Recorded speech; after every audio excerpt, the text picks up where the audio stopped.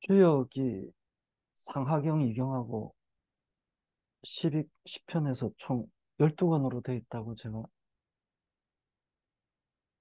배웠는데요.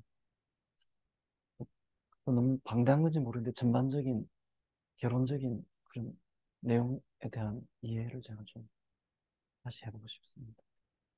어, 주역이 이제 만들어진 과정들을 봐야 돼요. 그렇게 이해하기 쉽습니다.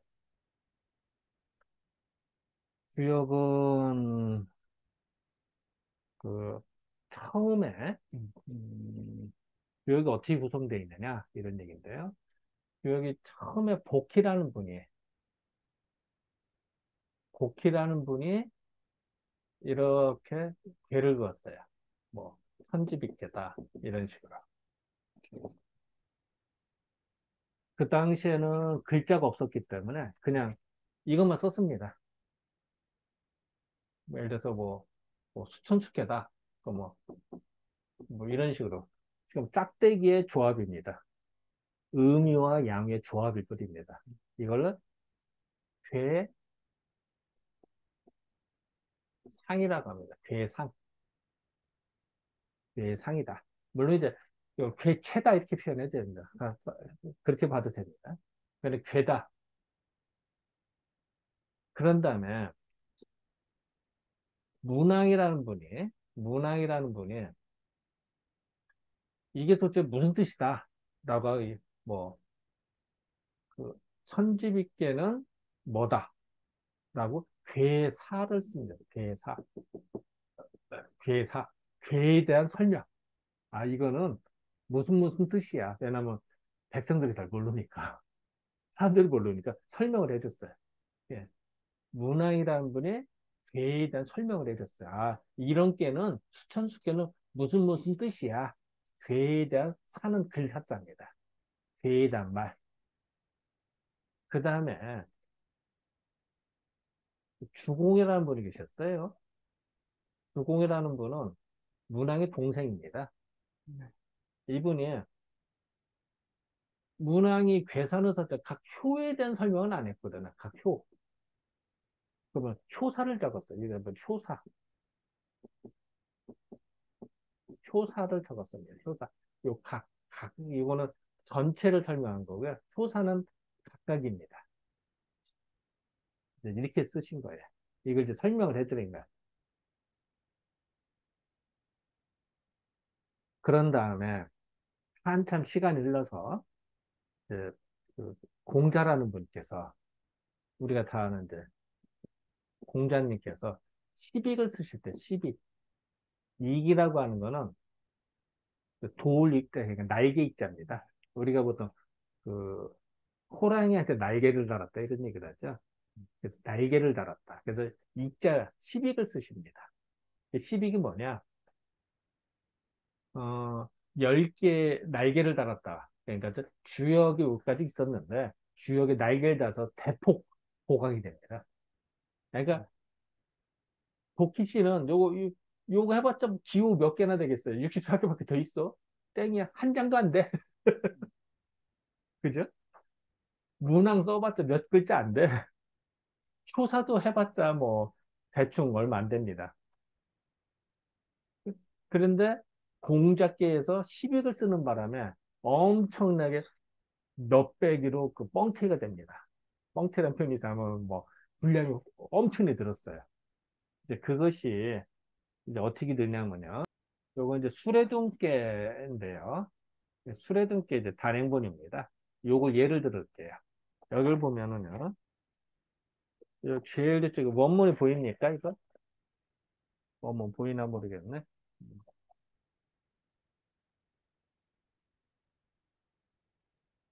이렇게 보면요.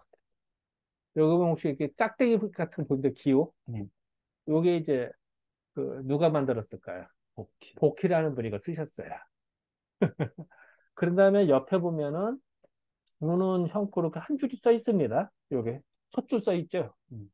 예, 요게 괴사입니다. 괴에 대한 설명입니다. 이걸 누가 썼죠? 문화에 쓰셨어요. 괴사. 그런 다음에 요거 말고 요 옆에 보면은 이걸 이제 각각 효라고 이걸 이제 음, 초육, 육이, 육삼, 구사 이렇게 표현하거든요.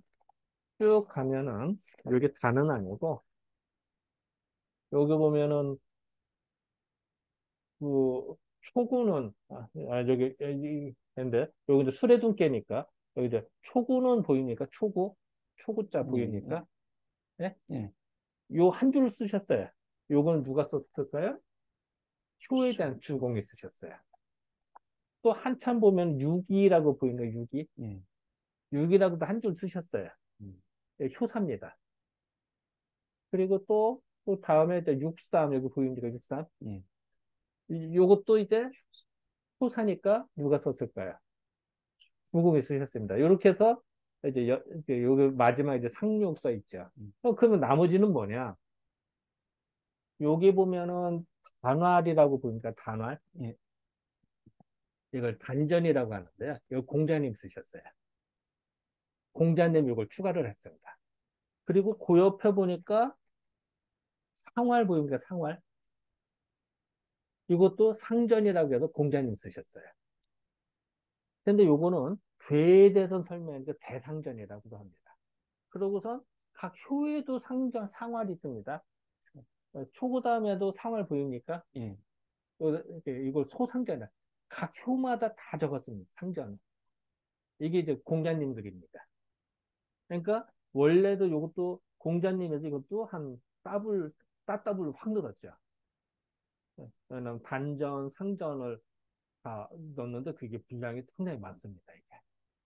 그래서 더블로 확 늘었습니다. 그것만이냐? 또 계사전이라든지 뭐 설궤전이라든지 이거를 너무 이거 다 쓸 수가 없으니까 별도 부록같이 구역 제일 뒤편에 넣으셨어요. 그거를. 이제 공자님들 건 아니죠. 별도를 그냥 쓰셨는데 후대가 이제 집어넣은 거죠. 이제 편집을 한 겁니다. 사실은. 공자님은 사실은 이와 같이 이거 바로 뒤에 되게 직접 쓰시진 않았어요. 그냥 별도로 쓰신 거예요. 그냥 쓰신 건데 후대가 사람이 잘라서 집어넣은 겁니다. 각각 칸마다 이거를 편집을 한 겁니다. 이렇게 음, 편집을 하신 거예요. 그래서 요거 한 장이 수레둠께 원본입니다. 그런데 이것이 뻥튀기가 또 계속 뻥튀기가 되다 보니까 이렇게 택한 권이 된 겁니다. 뒤 하나가 몇 쪽이냐? 수레둠께가 139쪽이 됐네요. 음, 이 한 장짜리가 140배로 늘어났습니다. 그래서 이거 늘어나게도 공신이 누구냐? 이제 공자가 이제 12익을 썼는데 12익은 또 이제 또 나중에 기회 좀 설명하도록 하겠습니다. 이것도 너무 또 많으니까. 여기다 설명을 또 누가 했냐면은 정자라는 분이 또 설명을 했대. 정자. 정자가 또 뻥튀기가 설명도 와장창 했습니다. 또 주자가 또 엄청나게 또 설명을 또 많이 하셨습니다. 그리고 또 각각의 그 후대가 학자들이 또 많을 거 아니에요. 운봉호 씨, 뭐, 누구, 뭐. 그래서 이런 사람들이 다 집어넣다 보니까 분량이 뭐, 따따블 엄청나게 늘어난 겁니다. 이건 이제 여기까지는 이제 대부분 여기까지 보고요. 여기 이제 세 주라고 해서 각 논문집입니다. 여러 사람 학자들의 논문집. 이제 그걸 세 주로 쓰는데요. 이제 글을 보면요. 이제 원본책을 이렇게 보면요. 이게 보입니까? 이렇게 보면은 이렇게 소위 말 뚱뚱한 글씨가 이제 한 칸 위로 쓴 거. 한 칸 약간 위로 썼죠? 요거는 이제 아까 그 경전이라고 그래서 그 요거는 이제 그 여기까지 쓴 거.